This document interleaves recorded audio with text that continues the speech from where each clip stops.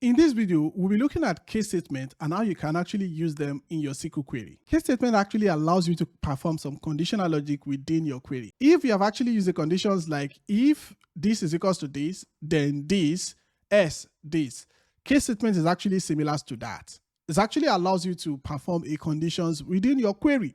So case statement allows you to perform conditional logic within your query. There are SQL versions of if else statements in Excel or even Power BI or some other business intelligence tool. So the syntax looks like you just signify a case, you put an expression of what you want the case to look like. Then when that expression happen, maybe it's true, then you want to return this. If it's false, then you want to return this. Or you can keep on doing the nested if like that. So just keep on making it nested. It's also similar to switch functions that we have in DAX as well. For those that have used switch function before the DAX, then case is actually similar to that.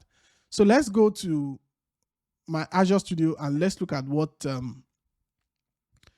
case statements can do. But before we do that, I can actually start with a problem solving straight away. So let's look at this problem solving. For example, you want to look at a category listing. You want to categorize listings as high priced or low price based on their price. So we want to put the conditions to categorize listing into high price and low price. So let's go straight into my Azure Data Studio.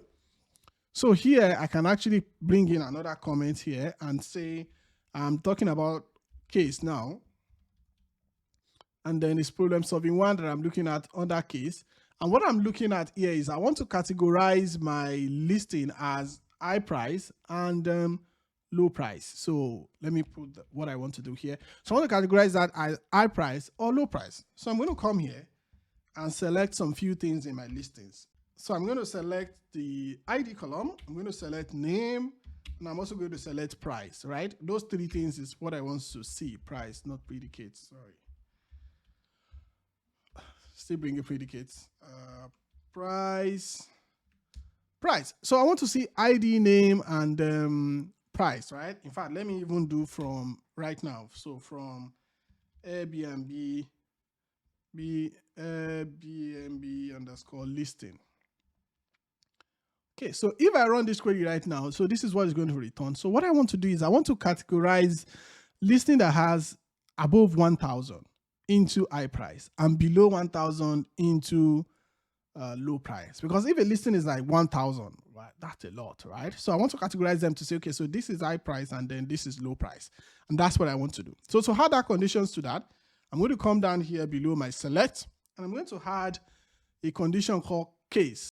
So I can say case when, what do you want to do? So when price is greater than 1,000. So this is the first conditions.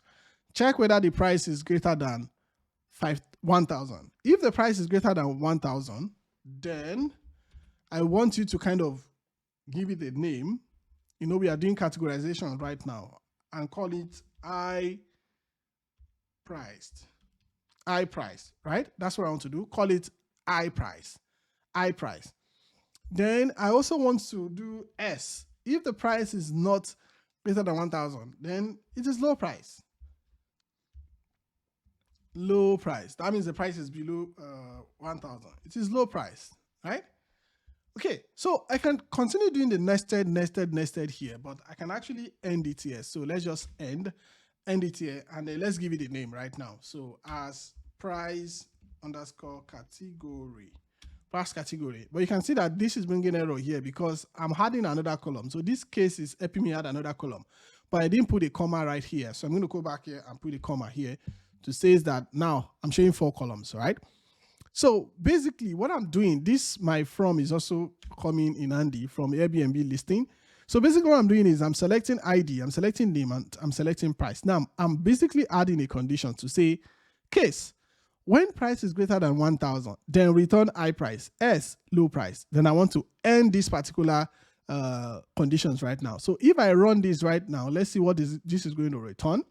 Then this is going to return that this guys is low price, this guys is high price, this guys is this. So you can see we have a lot of low price. If I want to see the higher price, I can say order by let's say price category. Price underscore category, right? So I want you to order it by price category. then we'll see the ones that are high price, which is 1,095, 1,002, 3,000. So that's problem solving one for case. I'm sure you understand case now. You put a condition, then you put then and else. But let's look at another scenario. So this is how your query should look like. So you're selecting ID, name, price. Then you're doing case when price is greater than 1,000, it should give you high price. Then when it's lower than 1,000, it should give you low price. And you are handling these conditions. Okay, so the problem solving two is we want to categorize comments as positive comments, neutral comments, or negative based on their keywords. So we're trying to understand some sentimentals, right? We want to understand, okay, so the comments that are given, which of them are positive, which of them are neutral, or which of them are just, let's say, negative, based on their keywords, basically. So how do we do that? So if I go back to my SQL right now, and I'm going to come here and I just say we are doing some case sentiment analysis, and then what we are doing is we want to understand, want to categorize our comments. Let me put that here. We want to categorize our comments as positive, neutral, or negative based on their keywords. So we want to kind of understand some sentiment. So what I'm going to do is I'm going to select, right? And what am I selecting? So this is from my reviewers table. So I can do, okay, so let me select, let's say just the listing ID, the listing underscore ID from my reviewer table. And I'm also selecting the comments as well. All right, I'm selecting the comments as well, putting a comma now. Now I'm adding case this time. So I want to say case when, now we want to look at comments. So let me just say comments. We can either do equals to, before, what we did before is we use the basic comparison, which is greater than, less than, or equals to. But this time, because we're looking at comments, I'm not going to use greater than or equals to or less than. I'm just going to use our wildcards. Remember the wildcard, which is likes, right? Where comment is like, let's say something where we have grades. So I can put, remember the percentage sign, which kind of help you find any word where there is great, right? Or ends with great. So let me also put that there. So anywhere you can find great, or I'm adding more conditions now, or comment, like maybe you can find, let's say, excellent. Let's say excellent, right? Did I spell that correctly? Excellent. And then maybe I should have put X. So where you can find excellent, right? Or I can even say, or where you can find amazing. So where comment is like, so I'm going to put another one. So which is amazing. Right? Where comment is amazing. So I had this three condition basically. When my comment has some things like great, when it has some things like excellent, when it has some things like amazing, then I want to categorize that. Then you can see now I'm putting then I want to categorize that as positive, right? Positive comments. Or let me just say positive. I don't need to add comments. So positive. Right? I want to categorize that as positive.